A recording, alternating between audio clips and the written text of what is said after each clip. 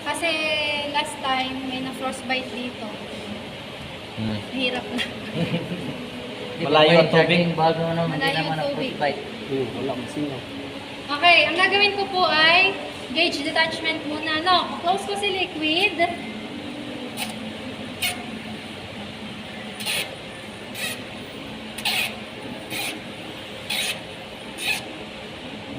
Hintayin ko mag-zero. Pag nag-zero, Bukas. di-disengage ko to.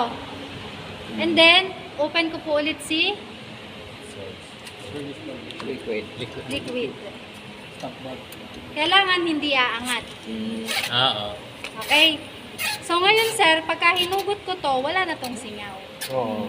Wala na. Ano? Ayun. Wala na yung singaw. Binalik ko po ang, di ba, nakasagad na to na naka-open. Balik lang po ng konti para ma-prevent natin yung stocking. Kung maririnig nyo, medyo maingay na yung stop valve natin. Ano? So kailangan, ibalik nyo ng konti. So pag ito po, inalis natin, wala nang singaw. Pero hindi ko muna aalisin. Kasi magdademo akong pump down. Okay. Ano? Engage ko muna ulit. And then, pump down tayo.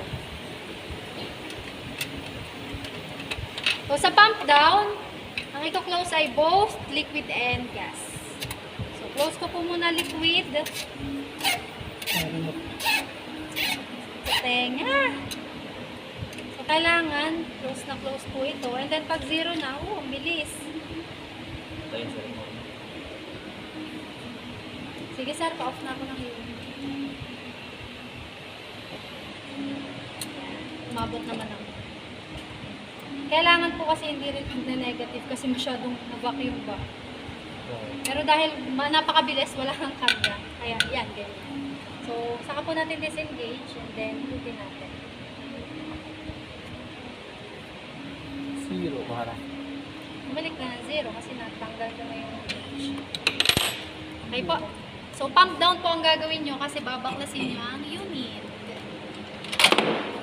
Sige sir, proceed na kayo.